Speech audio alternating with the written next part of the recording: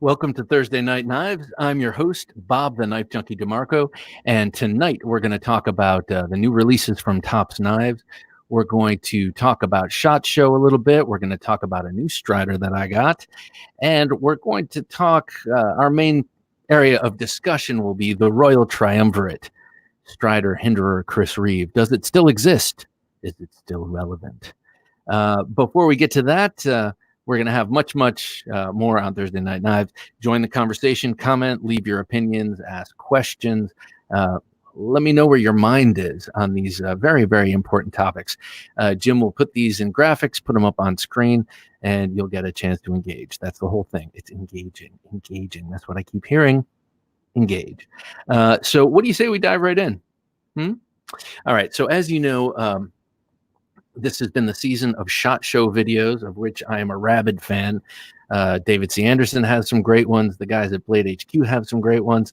And then all of my favorite, not all of them, but many of my favorite independent reviewers have had some great ones. And we've discussed a number of the big companies here on this show and also on the Knife Junkie podcast, what they're coming out with. And I was thinking that was sort of tailing off until I saw what Tops has coming out. And as you know, I'm a big Tops fan. And well, like every other year, they have a lot of new models, and they all look cool to me, but I won't talk about all of them. But they have two axes coming out this year. And the one that really caught my eye is the smaller one, the Yukon Hawk. And it's got a 4.8 inch. It's got a, hey, Edwin, nice to see you, sir. It's got a 4.8 inch blade, and it's got a beautiful sort of what do you want to call it, Nordic kind of bearded look to it, but it's got an interesting crook in the handle that maximizes the leverage of the axe itself. It also has a hammer pawl on the back. Edwin, as you just saw, just commented. Now Edwin has been just started doing his own videos on YouTube, many of which so far feature his amazing Emersons. He's got a collection that I've been following for quite some time on Instagram of beautiful Emersons, both production, but he's got a lot of the custom Specwar knives. Anyway, check him out. That he's as KALOPR on Instagram and also on YouTube. Check him out. Back to Tops. So they have, okay, so in the spirit of the El Chete, you remember the El Chete last year. It was this big kind of cleavery, big giant cleavery knife. Well, this year they came out with something kind of in the same vein, in that it's a big giant chopper. That's the Yukon Hawk. That's the one I was just talking about. Beautiful shape, and I love the crook in that handle. Looks like if you're holding it towards the back, you can get some serious leverage. But if you go two down from there, Jim, that's their other axe. Pretty cool. Look at this thing, the Bestia or Bestia. I don't know. Maybe someone can correct me. But as you can see and as you can read just fine, it's sort of a kukri. It's sort of a menacing take on a kukri, as if a kukri was not menacing enough. But as you can see, it's got the same sort of inward cutting thing, where it's sort of curving downward and gathering material into the front of that blade for that final chop. But both sides of that angle are straight, which is very unusual. You don't see that often in nature, nor do you see that often in knives. Usually the kukri has the big curve and then the giant fat belly. In any case, you can go on YouTube and see, or was it Instagram? Probably both. Excuse me, and see Leo Espinoza, owner and mech over there at Tops Knives. He designs a lot of the knives. He designed this one, and apparently they have a piece of furniture around the office that they despise, and in sort of an office space manner, they've had enough and they abuse it, and they take it out with the Bestia. Rusty, hello, good to see you, sir. Thanks for joining us here on Thursday Night Knives. Good to have you, sir. We're talking about Tops Knives right now. And as you go down, hey, Jim, if you could bring that back up and then go down to the next knife below. Now, this was not one. Look at that. All right, that's a fillet knife that's built. If you look at the handle, that's the Lioness platform basically, but they just put this ridiculous fillet blade on it. I love it. I kind of wish it were not even a fillet, but a big, 1/4-inch slab. I mean, that is just like the scariest looking fillet knife I've ever seen, but a beauty nonetheless. Now, if you go down, there is another. Well, it's a set of knives that they're putting out. It's called the Muley. Well, the Muley Skinner and the Muley Saw. These are them coming right here. So these two are sold together. The knife and the saw go. Yeah, right. The knife and the saw, and as you can see, the saw has a gut hook and a saw blade for getting through the tougher parts of an animal. And I know, hunters, if there are any hunters listening, they're cringing. I've never dressed an animal before, so never undressed an animal either. But it also comes with a skinning blade, which is beautiful, I have to say, and reminiscent of the Tex Creek, which is one of my very favorite Tops knives, and an outdoor go-to knife. So this looks like a great setup. A Persian fillet, exactly. Is that not something you expect to see on the belt of someone who's also carrying like a shamshir or a scimitar or something like that? So this thing, unique. It's a double-bladed, double-tooled release. And then one down from here is probably my favorite or second favorite. The Storm Vector. Look at that thing. Look at that thing. Now, look at the contrast. First of all, I love that it's their take on a sax. It's this ridiculous straight edge with the sharp, pointy, triangular front, just like a kind of like a Viking sax, but with that yeah, exactly, with that front pushed forward for a more extreme angle.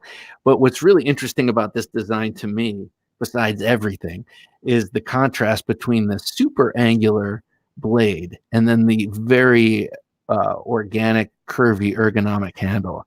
And ordinarily that might stick in my craw, like one of the recent one of the new Kaiser releases. I can't remember which one it was, but it also featured a very angular blade and curvy handle. Storm Vector. Yeah, I mean, right? You're going to walk into the bar with the Storm Vector on your hip, and you're going to get immediate respect. Just kidding. Don't ever do that. All right, scroll down to the next one, please, Jim. This is this year's Tops employee design knife selection. So every year, we had Craig Powell on the show, on the interview show, and we talked about this a bit. Every year, Tops Knives, for the last 3 years, I think this is their fourth, does, thank you. Beautiful technology. So this is the fourth year that they do this in-house design challenge, and all the employees of Tops Knives are eligible to compete. They make their design, and a body of jurors. I don't know if that's exactly correct, but they choose a design to make that year, and presumably it goes into the catalog. And this is this year's version of that, and I think it's very cool. It's 4.5 inches, which is in terms of blade length, which is a magical little spot for a fixed blade field knife, outdoor kind of handy knife. And I really like the profile of the blade. I'm a sucker for a clip point, and this is sort of halfway between a clip point and it's a clip point that puts the point further down towards the edge. And I don't know, something about that really seems practical, especially for an outdoor application. Now, I'm not much of an outdoorsman, but that looks like it might be a great knife to sort of drill a bow drill notch with. It looks like the point is right in line with the center line. Carlos, how's it going? Nice to see you there. I like the zero tolerance in your icon picture there, man. So yeah, a very cool thing. I think it's great that they allow the people in their company to get more buy-in in what they're making. I mean, how great is that? And it's a nice friendly competition. I like that. Okay, two more knives from Tops I'm going to feature, and then I will drop the tops. It's very, very hard for me to drop tops once I start talking about them because I love them so very much. But they have two other really cool ones coming out. One of them is called the Unzipper. All right, the Unzipper. Now, as you can see from this picture, it's built again on the Lioness platform. You can just see from that handle and that front finger choil. But this one, it might be hard for you to see from this picture, but this one is an edge up design. So that curve down at the bottom where you would imagine the edge would be is actually the spine of the blade. And the spine of the blade is sharpened. Now, this is optimized for some very specific types of knife combatives and knife fighting. And to me, it is a knife that you would definitely want training in some sort of knife fighting that features the sort of edge in style, some Filipino styles and stuff like that, to make it useful. Otherwise, it does seem like an accident waiting to happen if you're not sort of, trained. But it's a neat looking thing, and the name Unzipper is kind of funny because I usually think of a very, very sharp knife as a zipper. It will basically unzip whatever it comes in contact with, and I think they're thinking the same thing with this. Kind of like a clinch pick. I don't know if you've ever heard of that company, but same concept. And lastly, but not leastly, if you scroll down, Jim, it's the Night Spike. This thing is so cool, and this is the one I think they're putting forward this year as their signature thing. Now, this is their first attempt at a throwing knife, but they also made it a throwing knife that you can actually have handles on and use as a regular knife. It's sharp and it's sharpenable, and what I like about it is, well, that blade shape is just killer. I love the recurved tanto with the long front, and I love the option for a back portion of the blade to be sharp, as you can see here. The one thing that I would change is, not that anyone asked me, but the one thing I would change is turn it away from a throwing knife, because that's not, I'd love to be able to throw knives, but it's just not a personal interest of mine, really. So I would add a little bit more of a finger guard here and just turn it into a straight up, smaller the back, surprise tactical option. It's such a cool little thing, and it reminds me a little bit of the Rapid Strike. Not so much in its form, but more in its package. James Moore, nice, great small front flippers. The plus is a nice thick handle but thin slicey blade. Front flippers, James, I'm a little confused. What are you talking about? Well, you will let me know in just a second, no doubt. I think I'm probably spacing out, but yeah, I'm loving the new Tops knives, and I will definitely have to get myself a Night Spike at some point in the near future. So, oh, that was for Alex. I got you. Yeah, he's got some. He's been sending me some amazing pictures of some of his new acquisitions, and it's pretty outrageous. Speaking of outrageous, have you seen the latest Gerber, the folding machete thing? What? Okay, let me put this out here right now. What have you seen from SHOT Show that has turned your eye? What have you seen from SHOT Show that you think is unique, cool, and interesting? Well, since I'm talking already, I'll fill you in. I think that I actually can't remember the name of it, but that big, it looks like a giant butterfly knife coming out from Gerber, but it's a folding machete, and it works in the same fashion as a butterfly knife, except it locks in position, so you can't flip it. It's not like a giant flipping butterfly knife, but it's got the profile, the blade profile of a traditional jungle machete, and then it's got these long handle slabs long handles that the blade flips into, it closes into, but they are, what do you call it? They're sort of formed so that they fit the hand nicely. They're not just flat slabs. I think that thing looks really, really cool. Okay, Rusty mentions the new Artisan lock system. Okay, it is interesting, and it is different for sure. And now I'm trying to remember. I know the lockup is happening on the back and on the top. But I do remember thinking when I saw it, like, okay, is this filling a need, or uh, is this a showing off of the manufacturing chops of Artisan? And both are 100% legitimate reasons to make that locking system. I have to say, personally, it did not resonate, though, with me, though I'm always interested in new designs. And for a while, that's how I was sort of curating my knife collection was, is this unique enough? Or this is new and unique. And even though I don't really like it, it should be represented in the collection. And lately I've been saying that's not a healthy way to look at it, because I am not a museum. Yeah. The question, okay. All right, Alex. Touche. Why? Why not, sir? No, I'm just kidding. So a folding machete. Why? Now, it is addressed in a couple of their videos.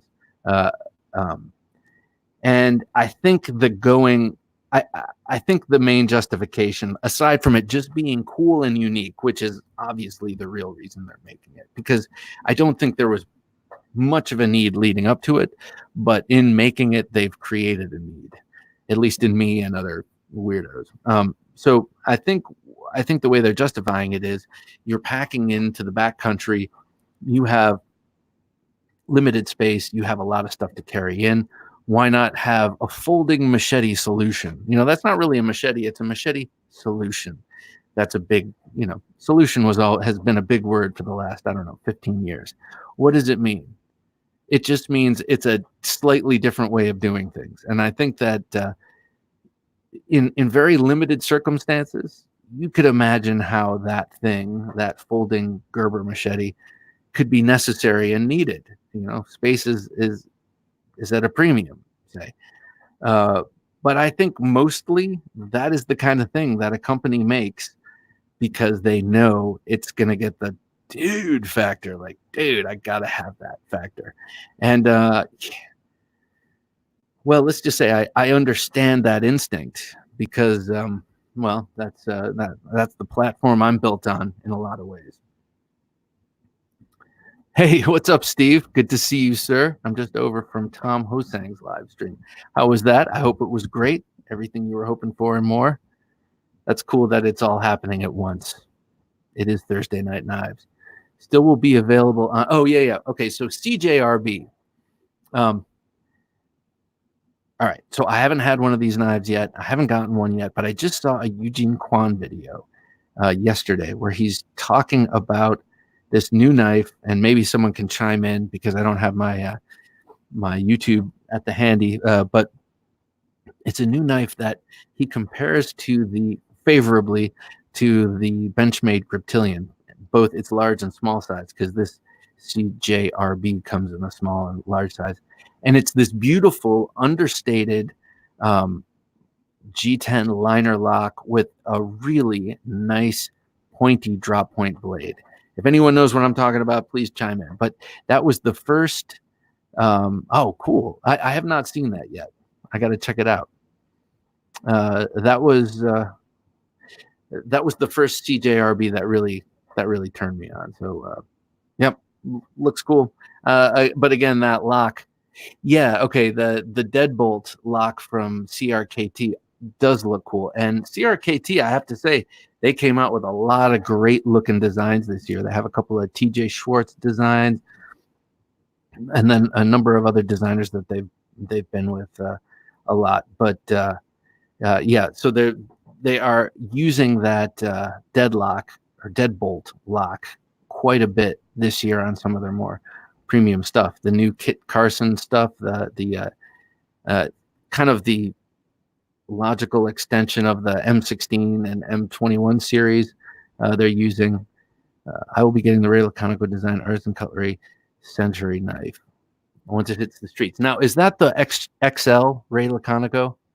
I just recently saw a version of. Oh, I think that's coming out from Monterey Bay actually. But it's an XL version of a Ray Laconico, and it takes his beautiful understated and simple designs, and upscales them to the size that I love. So I'm hoping to get my hands on that. Now I can't remember the name of it. Artisan Laconico front flipper looks awesome. Okay, the Artisan. Okay, the Artisan Laconico front flipper is the one that, yes, it's got a bit of a down. It's not a Wharncliffe, but it's got kind of a drop point to the point where it's almost dropping into a Wharncliffe. I don't know if that sounds totally corny, but hey, any chance you can pull that up, Jim? Steve is sending the model number there. I'd love to put that up on screen if possible. But it's got a very unique blade shape, if I'm thinking of the right thing. And it's actually the first Artisan that I've seen that I am compelled. I am compelled to buy. They have a lot of very cool designs. I love that big giant Wharncliffe they've been pushing lately. I can't remember the name of it, but it's huge. Love that, but really find no need to get it. But this new one is the Ray Laconico. Looks like it's going to be awesome. Same knife, Rusty. Okay. Yeah. Yep. Yeah. Okay. So maybe if possible, we can get that up on screen. If not, definitely look it up. You can find it. It's probably not on the web. Jim might have a hard time finding it not in video form. I've only seen it on the SHOT Show videos. So yeah, that is looking cool. I'm loving. So this is tying into what I'm going to talk about a little bit later.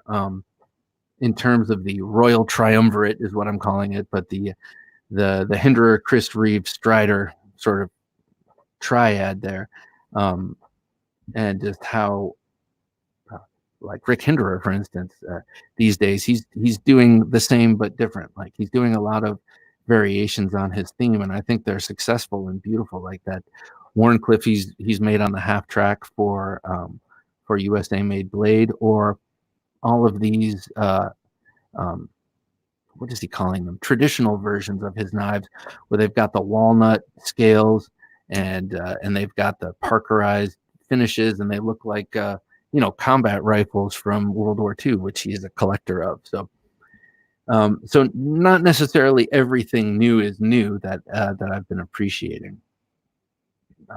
Definitely want to get my hands on some of. Geez. Yeah, okay, I'm just sitting here saying what I want to get my hands on. We and Riot have some interesting designs. Riot Iron and Bushido.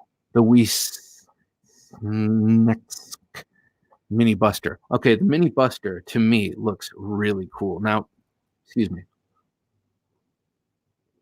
I've been following Snex, and I don't really know how to pronounce his name. I've only ever read it, but I've been following for a few years on Instagram, and he. If you're not following him and you're a knife guy, definitely check this dude out, Snex, because he painstakingly creates these crazy knives that he engineers to fit together quite often. I don't think every time, but quite often without hardware, without the use of screws and that kind of thing. And it takes an incredible amount of design and forethought and then trial and error. And he documents it all on Instagram, or at least he was in the past when he was doing the original Buster, I think, which he created with the, I think I remember him saying he created with the task in mind of being able to use that folder to chop open a coconut, which I thought was a pretty nice bar, pretty high bar to set for a folder. And well, he accomplished it, and you can see the video. So definitely check him out. Very interesting stuff. So yeah, I think I want to talk. I'm just kind of sitting here itching to talk about my new acquisition. And if you were here last week when Terrell Todd was on, Zelric 42, we were waxing poetic about Striders at one point.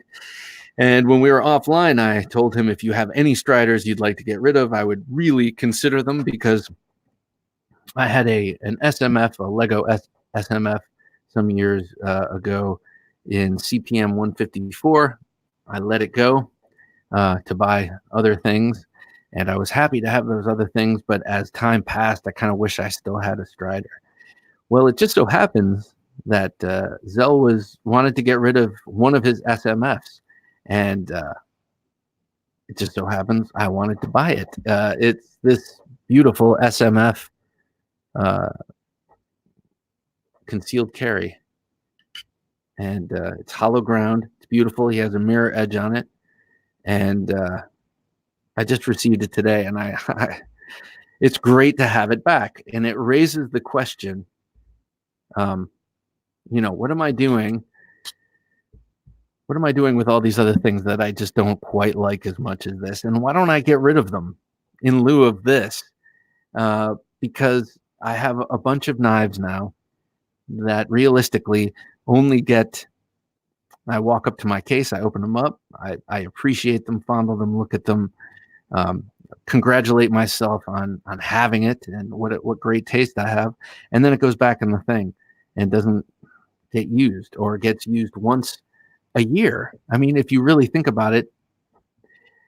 So I'm starting to, I've been questioning for a long time, but receiving this again has made me question if I need to simplify ever more. And it also made me think, is this Strider, this Chris Reeve knife, and this Hinderer XM18. These used to be the Royal Triumverate, the ruling triad of the tactical knife world. Are they still? Are these still the benchmarks to which everything must be measured? Now, to me, I'm a man of a certain age, and to me, just like maybe my style is locked, at a certain point of time. Maybe my taste in music is locked in a certain point of time, late 90s, early 2000s. Who knows? I mean, I've moved on from then, but at a certain point, we like what we like, and we kind of cling to those things. Am I an oldster? Am I a boomer here? I mean, obviously, I'm not of that generation, but am I being a traditionalist and closed-minded and a conformist in thinking that these three knives are still? Hey, Alex. Crashing the party. What's up, man? Good to see you. So the answer is yes, you're old and traditionalist. Thank you. Just kidding. Well, so are these, unless you missed it, in case you missed it, I just got this awesome concealed carry SMF from Zelric. And I've been wanting to get a Strider back. I've been complaining about it recently, that I've been wanting to get one back in the collection. I've managed through Zell to get one, and I'm so smitten with it. And how does it feel? It feels great, man. You're stuck in the past. There's your answer, man. Yeah, but I think James is suggesting that maybe other things feel better, and that my old ass hands can't recognize it. When you have like so many knives, does it even matter? That's true. I mean, I guess it doesn't. It's like this, man. If you have like a 1962 Chevy Malibu or Chevelle, right, with a 454 Super Sport, and the thing doesn't stop worth a damn because it doesn't even have disc brakes. It has shoddy suspension. I mean, it smells like gasoline when you drive inside one of those things, but you love it because it's the nostalgia, and there's nothing wrong with that. Okay, but is this pure nostalgia? Is this nostalgia, or is this still the benchmark? Are these still like outstanding knives? They're still outstanding knives as far as I'm concerned, but what do I know? Yeah.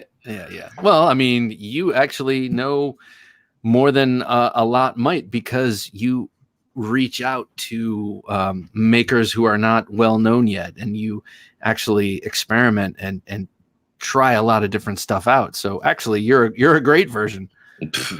Well, I try. I mean, this is a good example right here. So James was asking me about this one. This is my new Trevor Burger front flipper, and this guy is kind of like pretty well known. He's a pretty up there for the South African knife makers, And it doesn't have multi-row bearings. It's got an M390 blade with, half titanium, half carbon fiber. Nothing special, but you could see like the action is ridiculous. It's an amazing piece, and it really comes down to the craftsmanship of the thing. Yeah. But it's simple, it doesn't have to be something crazy or extravagant to be good. Okay. So maybe I'm just I'm being rigid in my thinking. Actually, without these guys and these guys, that guy might not exist, or that knife might not be in its current form, because you have to work through these iterations. And does this cut any better than a Sebenza? Probably not, in all honesty. That is beautiful, man. It's beautiful. I mean, it's all, hand satin finish, and there's a lot of time and love invested in making this knife pretty. But as far as like a tool's concerned, they all cut the same, man. I mean, I know purists are gonna hang me for this, but M390, S35, sharpening on ease in the field, all that stuff. I mean, when it comes down to it, I hate to say it, but to a certain extent, a knife is a knife. Hang on.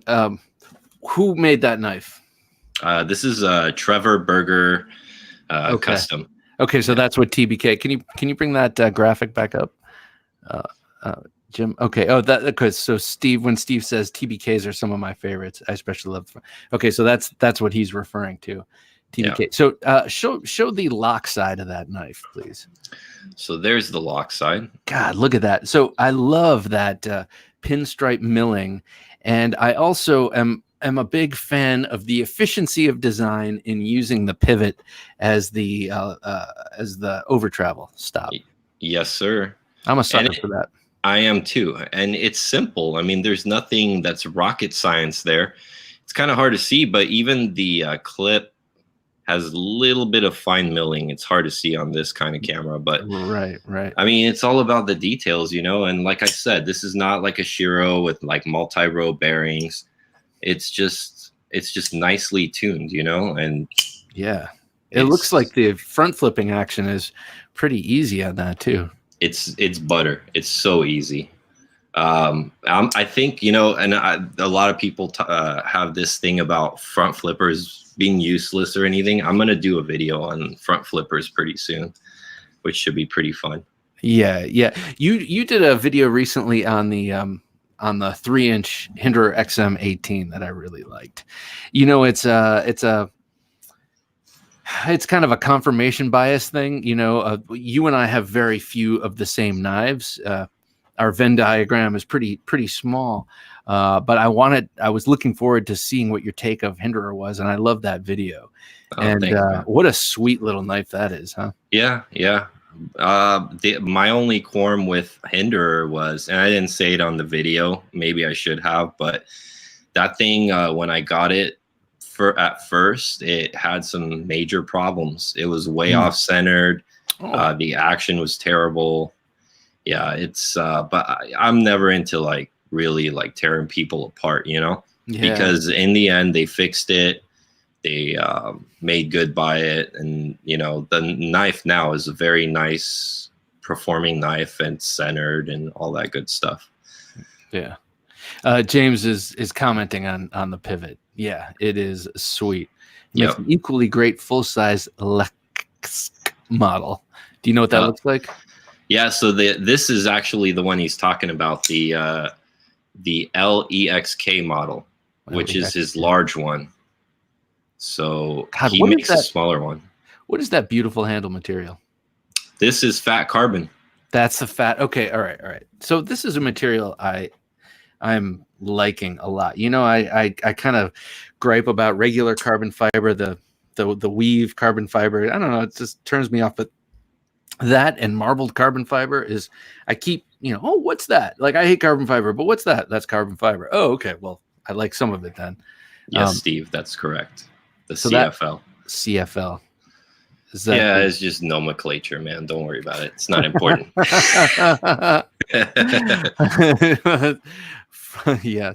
Yes, I stab my hand when I do that, but maybe not with this one. This actually, the way the front flipper kind of is rounded around the front, that and jimmed just looks perfect.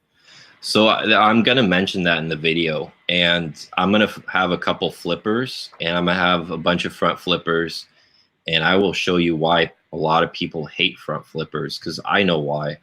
And a lot of it has to do with design. And then the other issue is people have a tendency to, like, when they open these knives, they want to press so hard on this flipper tab, thinking that they really got to grip down, when in reality it's just a little, like, the lightest pressure whatsoever, you know, like, just. Well, it looks like the way when it's closed, it looks like the way the handle falls away from the flipper. If you just follow the contour of the handle, it's gonna guide you. That's exactly what it is, and you don't even have to, like, flick them open. You can literally just roll it.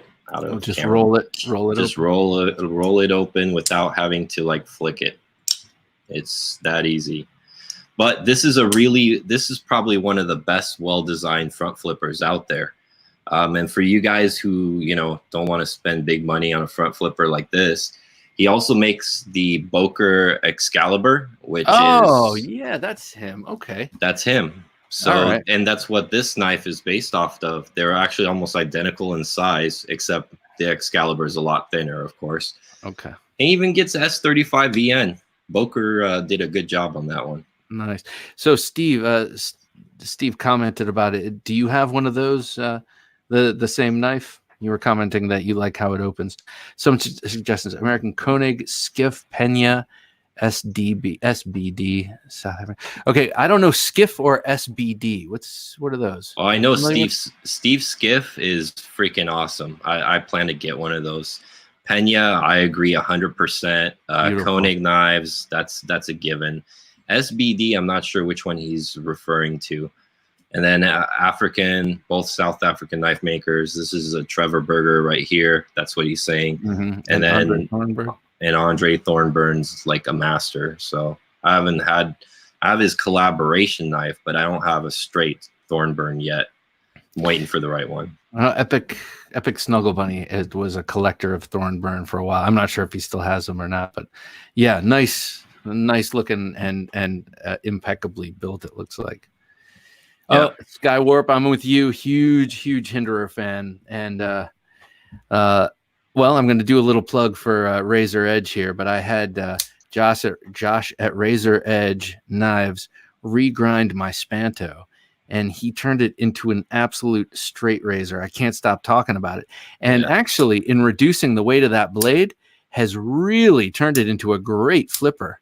Yeah. And I'm sure his taking it apart and putting it back together helped. You know, I've done that before too, but not as many times as he has. And it came back in such great, you know, the action is so wonderful, but the way he ground it, it's so thin and sweet. So yeah, my coworker's got 6 knives over there with him right now. Oh my God, 6 knives. Yeah. Is this the Sharp by Design? Yeah. Ecumenous Edge is the name of the guy that I work with. He's a big SOCOM collector. Yeah, that's what I was gonna say. He's the gentleman who likes the Microtex. Yeah. And then but he had bought a Shirogorov Neon after he saw my Zero, and he bought it really cheap. I think he paid like $385 or $400 for it, but it had been like somebody tried to customize it. And it was destroyed. They tried to do like a cracked ice finish where they just kind of went over the whole thing with a Dremel. And so Josh turned this thing into a beautiful knife. I already saw it. He black washed the blade, and then he added a swedge to the top, regrounded a little bit, and then fixed all the problems with it. So it should be pretty cool. Josh is amazing, man. He is amazing. And well, this is an interesting thing, but before I get to that, in talking about how amazing he is, I mean, you look at the grinds from one side to another, and if you really scrutinize, they're exactly the same on both sides. I mean, you really look, it's amazing. The symmetry. Yeah. But something when he was on the podcast, something interesting. I asked if he how he felt about customizing custom knives, and it was like this. Yeah, I stepped into a viper's pit there. Not that it's just like I didn't realize that is how much of a no-no that is until I sort of thought, well, if I made a painting, I was just gonna say someone that. bought the painting, and then some other fool came along, and like, I like this painting, but the blue is, I think, whatever, whatever it is, it would be nuts. Hey, how's it going? Oh, wait, I'm not hearing you. Not hearing you. We will. Jim will work on hearing you. Who do we got here, Jim? This is cool. Having a roll in. Look at this. It looks like a news show, right? Yes. So we're gonna work on getting his audio. Oh man, I like the sweatshirt, by the way. Like the sweatshirt. Oh, there we go. There we go. Indeed. Well, here's a oh yeah. Well, here's an Skywarp 41. Okay. Welcome, sir. Welcome. It's great to have you, Skywarp. Here's an interesting thing. I was just talking about getting this ground. Yeah. I have two XM24s that I have the Wharncliffe, which is the best looking Wharncliffe in the world. I just love the shape of the Hinderer Wharncliffe. And then I have the Bowie, also a big fan of that knife. And so I asked him, Josh at Razor Edge, would he do the same to those? And he said no. He said no because they are over the limit that he is willing to replace if he jacks it up, which is a totally legitimate reason. But now I'm like, but it's just over. Like, yeah, well, so maybe I have to wheel and deal and say, if you mess it up, which I'm sure he won't, but if he did, I'd forgive you whatever the difference is. Just please, Josh saves my busker with a great regrind. Yes. Another front flipper. That front flipper actually was the first one I ever owned. And it was funny because it was the first knife I ever had Timascus on it. It had like the pivot collars. It was the first one they ever made with pivot collars. And the first time I had it, I was in my backyard having a cigarette. And then I go to flip it for the first time. And it flies out of my hand and lands on the concrete. Oh my God. Hey, Skywarp, try again for sure. Dude, that is a nightmare right there. Yeah. It's like, this is so cool. I'm just going to relax out here, the sunset with the cigarette and this sweet knife. God damn it. Yeah, I flipped. That was one of the reasons why I sent it out to get redone. Okay. Because the pivot colors got scuffed. So, but they did a good job. They brought it back to life. It's perfect now. They took it, said, we'll fix this for you, Mama Luke. We got it. Well, yeah. And then on top of that, I had them put like a Timascus insert, new 3D clip. Like I had them redo the whole thing, new backspacer, gear pattern. I mean, they redid the whole knife for me. So, all right. So Edwin said after listening to us waxing poetic about Hinderers, this year I'll buy my first Hinderer. There I said it. What is a first good model? Well, I am just going to say that I think, just knowing your taste from what I've seen on social media and your new videos, which I love, by the way, everyone has to check out KALOPR. That's Edwin's channel on YouTube, and he's doing a cataloging of his awesome Emerson collection. But Edwin, I think you should go for the XM24. This is an XM18, and this is an SMF. Oh, this is kind of hard to do. Let's see. This is an SMF, so you can see that the 14 or the 18 is smaller than the 24. The 24 is more in range with the SMF. This is more in range with the SNG. So I would say get an SMF. You'll love it. They're big and awesome. How's that for a sale? I think that I'm actually looking for an XM24 right now. Are you really? I am. What blade shape? As unpopular as it is, a Skinner. Oh, why is that unpopular? That's so cool looking. That's the one I see the least. My friend's got a really sweet one with like crazy action that he bought from Hinderer at a show. So I'm trying to reach out to him, see if he still has it, but I know he's gonna he's gonna hit me hard for it. I know that when I was first looking for 24s, I was looking for the Yes, Steve. this. I was looking for the Warncliffe and the Bowie, and at the time they were making the Skinner. You know how they kind of rotate through what they're making. Yeah. And so at that time, all I was seeing was the Skinner, and I was like, I don't want this. I want the Bowie, and I want the. Well, now I want them all. So I think a 24, and then I have some aftermarket micarta on mine, and I love it. I keep thinking about keep thinking about getting one of those vintage series, but I'm like on the cusp because I like the whole idea of it. Like when I heard him on the SHOT Show video describe how they use the wood, it's same as the M1 Grand, and they use the old Parkerized method and all that. Like I really like that, but I don't know if wood goes with a hinderer, man. To me, I just Hi. Hey, welcome. What's up? Since you were talking about the vintage, there you go, Bowie right there. Not only the Bowie I got. Oh, there you go. You got the little 3-inch too. That's the 3-inch. Hey, Skywarp, you are officially our first roll-in on the show. You're the first roll-in caller, so it's great to have you. It's good to have you. But even if I've been a fan of your channel for a long time. Oh, cool. Great. I've been watching all your videos, every podcast, everything. When he first showed, your hinders, I was just like, whoa, he knows a lot about hinders, and I have 14 hinders. Oh. And yeah. Oh, dude. I'm a fanboy. I love it. I mean, I even 14. got the discontinued half track. Oh, that's beautiful. Hey, do you have the Maximus, and what do you think? I don't have the Maximus yet, but I do have the MP1, like the. Oh yeah, there you go. That is a really sweet knife. I love the MP1 so much in design that that's sweet. When Kershaw came out with their little version, I got it, and I know it holds no candle to the real deal, but I love that design.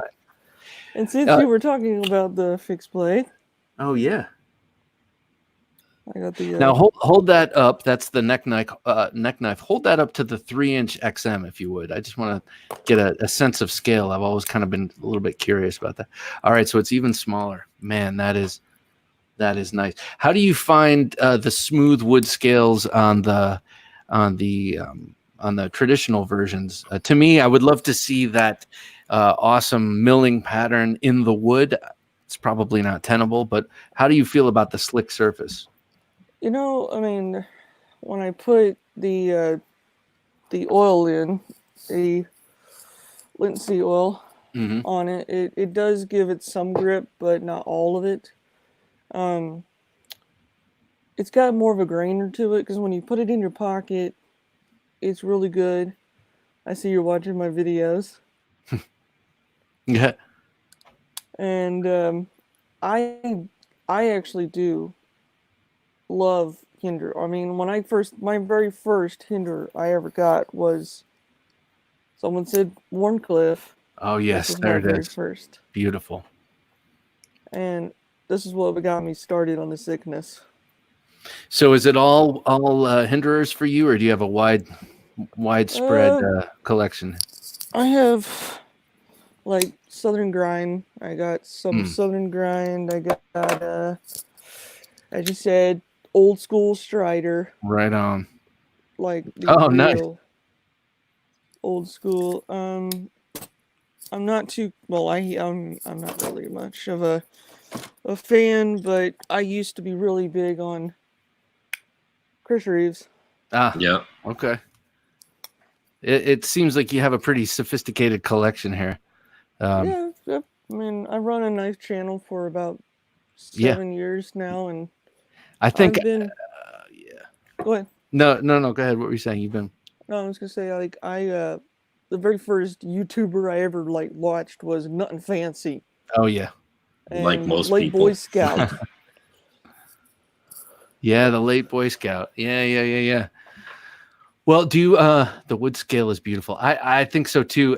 Edwin, yeah, maybe that's the way for you to go, actually. It's very beautiful.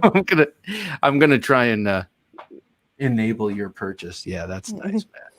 That's nice. His well, I'm just a super fan of his stuff, and I come from Ohio, so I feel a certain sense of kinship, with that too.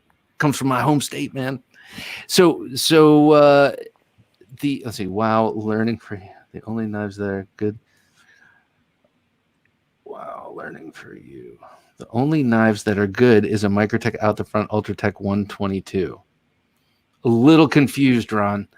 I'm not exactly sure what you mean, but I mean I cannot disagree with you that the Microtech is so awesome. I've got 3 of them actually. I've got one just hanging out on the desk. It's been hanging out here lately. Oh, as far as you have, I got you. This Troodon is sweet. I brought it back from the brink because I have healing hands, and this thing had a spring issue, and just followed one of their videos, and this ended up working out great. So, so what is the curve of diminishing returns on a custom versus production piece from someone like Penna? Oh, good question. Yeah, this is Good definitely a question. question for you, Alex. Diminishing returns. It depends what season, what time of the year it is. So when you buy custom knives, honestly, buy something you really like, because unless it's one of the few, like a Shamwari or a Spectre or something in that nature, you're probably not going to make a huge, profit off of it. Pena is another one that really holds good resale value. You might even be able to make $100 or something like that. But it's all relative, Now, if you're talking about like hand-built customs, like makers like Fernando Medina or something like that, you got to find the right buyer for it. That's pretty much what it comes down to. Because something's only worth what really somebody's willing to pay for it in the end. So do you think in the custom market, Alex, it's easier to get your money back for a desirable knife or less easy? It really depends on what brand it is. If that guy's hot right now, then yeah, like this Trevor Burger, there's only 10 of these that were ever made. He just did a run of 10 of them real quick. So why am I not surprised you ended up with one of them? Dude, I was just at the right time at the right place. I was like on Instagram, like during Christmas or something like that on a day off. And then I saw the post go, and I'm like, oh, right here. And, but so like this one, I paid $840 for it. Right. Wow. And then these easily trade for Spectres, like easy, especially one like this. Oh, wow. Which is like a 13. You mean one for one. Knife. Yeah. So it just all depends on what it is, And then I have some like beautifully handcrafted, like my I have a custom knife from Old Dominion Knife Works. Oh my gosh! Okay, they're in my state of Richmond, Virginia, and they're in my state of Virginia. He is. That's Casey. He's down in Richmond, and I just started following him, and he is making this really cool, like 5-inch front flipping shiv thing that just so in my wheelhouse. Yeah, I'd like to find out more about him. But he's nichey, so like for a guy like him, like mine is a fully polished superconductor bolstered lightning strike carbon fiber handle chupacabra model that he's got, and that knife, will definitely not make me money if I decide to resell it, Right. At this point, but who knows, as things go on, he might get super hot, might blow up, and then there you have it. And then they go up. So it just depends. And the market's all over the place. I found the market's pretty bad right now, actually. So that's why you say just choose what you love. And Yeah. don't buy it as an investment. Jim, can you bring that last graphic back up? So sorry about that. Hey guys, stuck out on a job, missing yet another Thursday night live. Damn. I will catch up when I get home. Have a great night. All right. Well, great. New edge on your Manix XL. I loved my Manix XL until I got rid of it, which was a regrettable choice. But still waiting on my custom trapper. Hot makers like Iglesias, Rogers. Oh, Lespect is my favorite of who you Yeah, he's big right now. Yeah, his stuff is gorgeous. Like those that is a nice. Yeah, there you go. I need to get back on the Manix train. I need one of the light handled ones. Now he mentioned the Rogers. That's another one that's huge right now. Yeah, I'm trying to conjure up a Rogers knife in my mind, and I can't. I gotta say. Yeah, that guy. I can't remember what state he's out of. I think he's Utah or something like that. But he made a CRKT. I think the CEO. Oh yes, okay. That's based on one of his customs, and if you can get one of those will sell for big money. Lespec too, actually. I mean, those are ridiculously hot right now. They're they're really amazing looking. I mean, just from the pictures, the Lespecs look like 15 coming out. Those Lespecs to me look like I didn't know they were folders at first. I thought they were, just because they're just so beautiful. In terms of the handle to blade ratio and everything like that, they're nuts. And the materials, they just don't look like the materials you see on too many folders. So yeah, well, it's funny. The French are coming out strong lately. Everybody's looking at France all of a sudden for knives, which I find really interesting because a couple of years ago, not so much. Interesting. So the market just goes all over the place. That's why I actually got a knife from a French guy who trained with the same instructor as Philippe Georget. Oh wow! And his knife was much more reasonable than the 520, but it's got that similar kind of style. But it's got a really interesting kind of flare to the handle. Almost looks like a fixed blade when it's out. It's stuck in customs in New York right now. But oh my god! Yeah, it should be here soon enough. It's like my VECP stuck somewhere. Yeah. Yeah, it arrived in country a couple of days ago, and I'm like, okay. And that's where Singapore, is that your lightning out the front? Yeah. Nice. That's where the Singapore post stops. It's in your country now. I'm like, yeah, okay. Well, I got that early access to the 520 from CKF. I bought that thing like weeks ago. I'm still waiting for it. Blast. Skywarp, I wanted to pull my Lightning OTF is usually on my desk for opening up letters, but anyway, it's off. Well, we're gonna wrap it up here in a second. I think Alex, well, let's bid a fond farewell to Skywarp, and please, sir, check back in with us next time. It was really cool to meet you, and I want to find out. Oh, thank you. And I'm gonna check you out. Actually, today or the last couple of days, you have some Striders too, right? Yes, I do. Okay, you put a Strider video out a few years ago, and yours was one of the ones I landed on today because I don't know if you do this, but when I make a knife purchase, and as I'm waiting, I watch every video on that knife just to prove to myself that I made a great purchase. And one of your videos popped up. Because I recognize, I think you're one of my younger viewers. So it was very cool to see you and very, very nice to meet you, man. Please. You're very welcome. And plus, I still got to get mine fixed. Oh God. It's like a broken toe. Yeah. See, the pivot pin came out of it, and good grief. He's good though. He'll warranty that thing for you, no problem. Yeah, I contacted Mixstrider. He said he's going to help me out on that and stuff. That's cool, man. I'll subscribe to your channel too, man. Is it under Skywarp 41? Yes. All right, cool. I'll make sure to subscribe to you tonight. Well, thanks for dropping in, Skywarp, and you will always be the very first roll-in guest we've had. That's pretty awesome. So you're very welcome. Thank you. Take care. You too, guys. All right, will do. So, Alex, before we close, this is something we were going to do a couple weeks ago. I didn't know you were going to join us tonight. I'm so thrilled you did. Let's do the knife fight we were going to do a couple weeks back, and I switched it, and it was custom versus production. Oh, yes. Yes. Okay. Yes. All right. So you're going to get production. Oh, shit. No, okay. All right, forget it. You will get custom. I'll take what I'll get. No. Okay. I was kind of only half taunting you there. So, all right. So you are qualified to do that. So, but I will let you have the first word in this week's knife fight.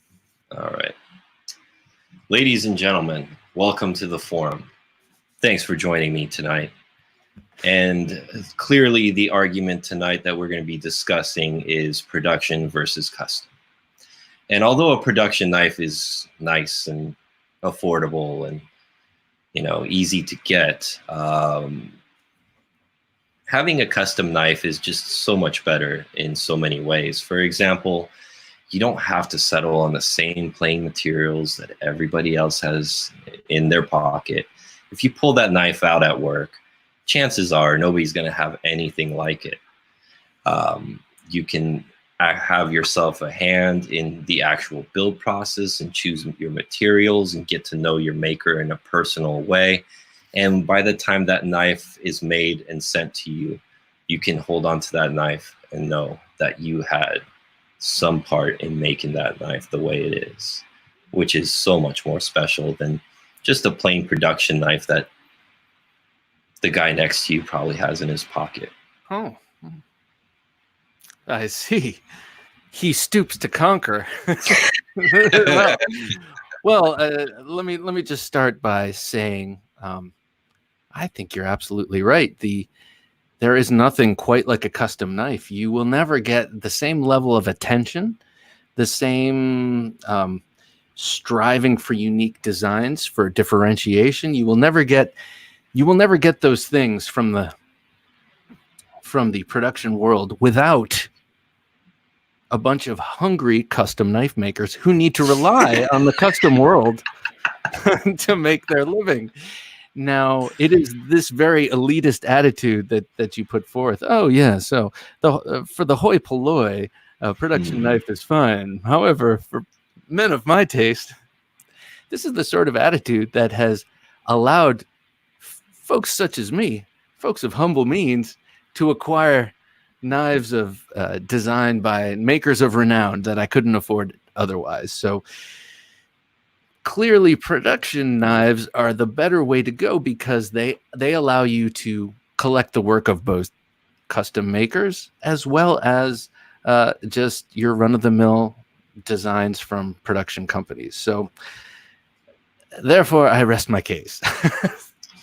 Yes, run of the mill. I agree. Run of the mill. like quite literally. Oh man.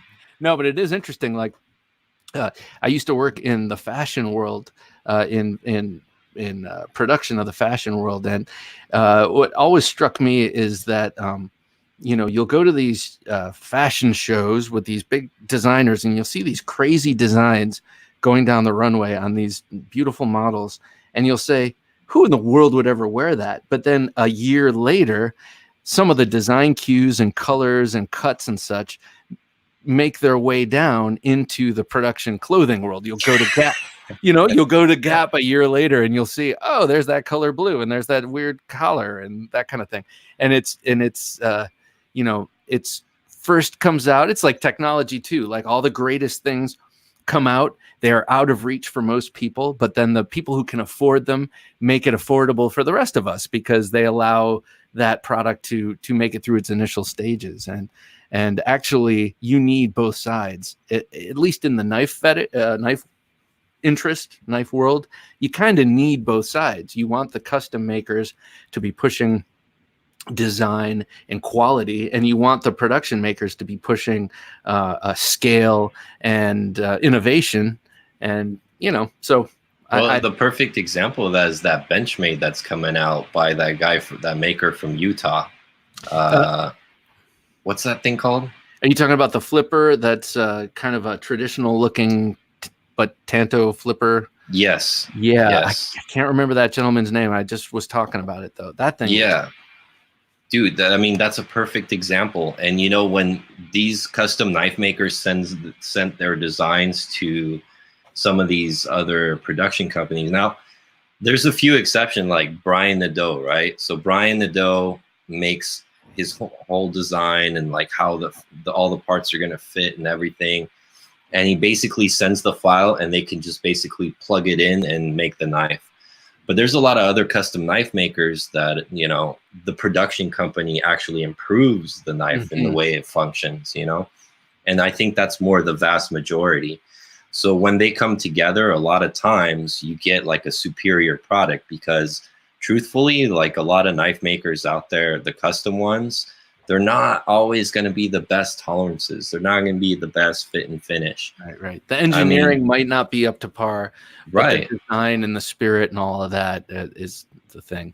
I mean, another good example of that is like the CKF Philippe Georget. I mean, even Philippe Georget says that CKF is almost better than his custom. Wow. I mean, how about that, man? Dr. Franke agrees, I mean, of course you want the custom, but because of the hand fit and finish and everything. Sure. But when you take the two knives apart, they're almost identical, except one's a little bit more refined, and that's a good example of two, custom knife maker and a production company getting together and just creating something that works really well at a much better price. Yeah, and in a sense, the question over which is superior comes down to the collector, him or herself. It's the question of, am I more interested in a blade, in a knife that has a spirit because it's been labored over, for however many hours, our pleasure sky warp, because it's been labored over for so many hours by hand. I want that knife with that spirit, or am I more interested in perfection in engineering? And both seem legitimate to me. I totally get both sides of it. But yeah, but I do like the fact, like, I can't take it away from handmade knives either. That's why I collect a little bit of everything. I have some production ones. I have some CNC, right, custom-ish knives. Mm-hmm. And then I also like the handmade stuff. I'm still searching for the best handmade one, but some of my handmade ones have been kind of rough, to tell you the truth. And but I'm really looking forward to that Fernando Medina custom Hellcat. And the most fun part about that knife is, like I'd mentioned, I got to basically, I went and found my own micarta, my own Damascus. Like, he supplied the titanium and the zirconium, and pretty much all the aesthetics of the knife, other than that, is all mine. This is, excuse me, this is the one you found, the Westinghouse micarta that you sent him? Yeah, and the Razor Damascus. He already etched it and sent me a picture. It looks wild. Oh, God. And then, and there's even Ian Pekarski, which I think you had on the show. Yeah. Right? And Ian and I are friends. I got to have dinner with him before and stuff. So he's finally making me a knife too. Oh my! I can't wait to see that. His stuff is so beautiful. Yeah. Yeah. I mean, there are certain makers whose work requires a little bit of thought to appreciate. His work, I just see it and I'm like, every time I'm like, wow, it's just beautiful to me, to my eye. It is to me too, man. And here's the interesting thing. So Fernando was like, okay, what do you want? I want micarta pivot colors. I want the backspacer. I want this, want that. He basically said, okay, let's do exactly what you want. Now, Ian, on the other hand, was very different. I told Ian what I wanted, which was a micarta build on a knife that he doesn't make anymore. I had to twist his arm so hard to make me a Mistress R, but I'm getting a Mistress R from him. And he came back out with me like, I got an idea. I'm like, I hate it when they tell me that. He's like, no, here's what we're going to do. There's going to be no micarta. It's going to be polished titanium. I'm going to stone wash it. We're going to do zircotai accents. And then I'm going to black wash the blade. I'm like, great. That's all the things I don't want. But all right, let's do it. Yeah. Because I want to see what his vision is. If his vision is going to be like, I got this thing already like pictured, and he's the artist. He's going to be putting his hands on it. So if he enjoys what he does, and I can give up the satin finish and do this black wash thing that he wants to do because he thinks it's going to look awesome, I know it's going to look awesome. It's not my vision, but I'm kind of like, okay, I'm game. Let's do it. Well, in a way, it's a case of you're an expert on your own taste, but he's an expert on his own knives, and maybe really in your asking him to resuscitate an old design, maybe he's actually revisiting what could have been. You stop doing something, and as time goes on, you think about, well, maybe I should have done it this way or that. Maybe you're actually giving him that opportunity. And in making the Mistress R again, he's going to make that one that got away. Well, if you haven't seen the Mistress R from him, like, I highly suggest you check it out. That and the Icarius, which was another one I was kind of thinking about, are my two favorites by him. And I've been trying to get a knife from Ian for probably 4 years. And then when he came out, so what Ian does is he hand delivers the knives when he has the opportunity to. Oh, that's cool. And I happen to have a friend who's a very good customer with Ian, like they're actual friends. And when he flew to California, he's like, oh, we're going to go hang out and blah, blah, blah. So long story short, my friend couldn't make it. I'm like, Ian, I'll take you out to dinner.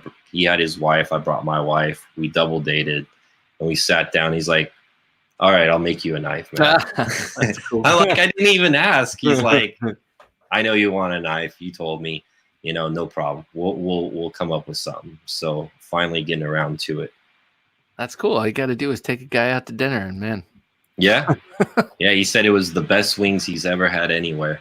Oh, that's cool. Yeah. But before we wrap, I just want to get that last comment up. James is asking you about Koenig.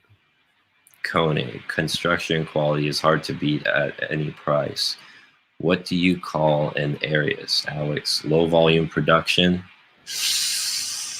Ooh, good question, man. Good question. I mean, they're kind of custom-ish. Because, a lot of times, most of them are a little bit different, and he's always changing. Like, there's 4 versions now. I guess they're kind of mid-tech-ish, but they're all done in-house, so it can't be much different than, like, Brian Nadeau doing in-house CNC customs, or the Holtz, right? The Holtz Spectre is another one, all done by Joe and Angie. Yeah, they're those CNC custom knife makers, if you call them that. They're kind of, I don't know. I think they should have a category of their own, and I think I would call it like a CNC custom knife. And you're right, at that price, an Arius is really hard to beat. Really hard. What do those go for, Alex? Like a $500. Okay, $500-600. like for the entry level. No, not even, man. I mean, the same guy I'm trying to buy this Skinner off of sold me my Arius, which was like a pretty much standard kind of CTS XHP, but it had the lightning pockets in it. It was a V3, and I bought it from him for like $450, and it was pretty much brand new. And he had like 3 Ariuses, so he didn't mind. It was his least favorite one. just give me the ugly one. Yeah, it was the plain one. All right, before we wrap, let's address Rusty's question. What's a good knife in the $200 to $250 range? I would lead by saying, just right off the bat, the ZT-06-620 is awesome. That's based on the Ernest Emerson Viper design. That's a non-waved clip point, very kind of neutral handled, on the same shelf as the Sebenza, in my opinion. What about you, Alex? What would you say? In that $250 range, I haven't played in that park in a while. I didn't mean that in that way.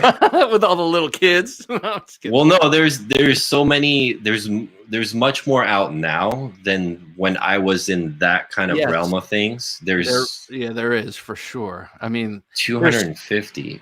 God. So many great Wii knives, or what Yeah. I would perceive as great Wii knives in that. There are some Microtechs, like the LUDT is in that, and that is a time tested classic. If you can have an automatic knife, ProTech has a lot of knives in that in that realm. I mean, I don't own one, but I'm gonna say I think it's it is in that ballpark range. But I've handled one, and I thought it was really interesting. Was the TRM Neutron? That's a pretty good knife for that price range. That's a lot of knife, but it's not fancy. Like when you're holding it, you're not like jumping out. But for performance and thin ground, and it's a lot of knife. See, for me, you raise an interesting point. For me, in that range, I mean, because to me, $200 is still, it's still a decent chunk of change for a folding knife, and I want some heart racing for that money. I want a little bit of, mall chick, not, you know what I mean? Like, well, see, here's my point. Like, so let's go back for those of you that can go back that far in knife collecting. Let's go back like 3 or 4 years. Back then, I would have said like a zero tolerance, sprint run was a lot of fun to have. Like that Todd Rexford collaboration they did. The 800. Yeah, they were great, man. Spyderco's when they were like the tough, or even the weird ones like the Jana song. Mm-hmm. Like those knives were a lot of fun at that price range. Nowadays, it's just all kind of blending together. And that's kind of why, like, it's not that I won't buy a knife of that price. It's just I'm finding a hard time, like, finding one of those knives. I'm like, oh my God, I got to have that, Yes. And also I might add, and getting this Strider, I'm lucky to have this in hand, kind of reiterated this to me. There is a glut of really high quality knives coming out of China. And they're all, I mean, really everyone I've ever handled, and from what I've seen from every reviewer, they're all high quality. So it comes down to design. Do you like the design, and are you okay with the materials for the cost? And for me, it's almost too crowded a field at this point. Like at first, it's like, oh wow, that's great. And then 5 million others would come out, and it's kind of like, okay, these are all variations on frame lock flippers. These are all variations on cleaver blades. These are all variations. And it's great for someone who's got very specific tastes that fall within that those general parameters, and they want to zero in on very specific details. But to me, that's too much now. And I think my old manness is bringing me back to the classics, and I love it, man. Appreciating them a little bit more. Yeah, and they had like personality in a lot of those knives. Yep. That's another good rec. The Spyderco Spider Chief. The Spider, the Spidey Chef. Or Spidey Chef. The Chief too, actually, but it might be the chief of your collection. Yeah. That is a great knife. Alex, I think I'm gonna call it right here. Do you guys listen to the Knife That's Bro? I have not. Brian Nadeau is on most of them, right? But with Nick on it, how was it with Nick Shabazz? It was the first time I heard that guy cuss. Like, it was pretty funny, actually. Like, it was cool. Like, they all, chummed it up and had a good time. Cool. It was a cool episode. I liked it. Cool. Yeah, listen to that. I love the best part is, and I'm going to ruin it for you guys, but I don't care. The best part is they have a debate about the pocket pecker. And that's a lot of fun. Nice. And Nick just defends this pocket pecker thing to death, but I think they shut him down pretty good. Right on. I love it. I love it. Nick's one of those singular personalities who, and what's great about him is great about all of us, if you ask me, is just like, but he's very vocal and puts a very fine point on it, is that we all have our peccadillos. We all have the things that we love and we don't know why. We have all the things we despise and we don't know why. And then we all have the things that we love and despise and have all these great reasons for. And Nick Shabazz is great in all of those departments. Oh yeah, he's phenomenal. Yeah, he is, and a very nice guy. He was on our show. He was on the Knife Junkie podcast, and I just really enjoyed talking with him. And he's another one of these guys, kind of like you when I met you, but him even more so because I'd been following him longer. Someone that I felt like I already knew when I met him. You know, right. Yeah, he's. If I catch him at Blade Show, I'm pulling that Batman mask off. It's like Brad Pitt or someone like, oh my God. All right. Well, that about does it for this edition of Thursday Night Knives. I really want to thank Alex Tissot for jumping in and surprising me. Thanks for joining us, man. It was a real pleasure. Pleasure's all mine. And I want to thank everyone who joined the conversation tonight and everyone who watched. And of course, Skywarp 41. It was exciting to have our first roll-in guest, but also to have someone who's been watching my channel for a while. And now I have a new channel to watch, and I'm excited about that. If you haven't yet, please like, comment, subscribe, and share this video with friends, family, neighbors, colleagues, and your scumbag congressman. All of these little actions help in a big way, and we really appreciate it, you know. And it'll keep the conversation going. These things from the outside seem inane and trite, but to us, they're important and fun to talk about. So let's keep doing it. For Alex Tissot and for Jim, working his magic behind the switcher, I'm Bob, the Knife Junkie DeMarco, saying, don't take dull for an answer. And good night.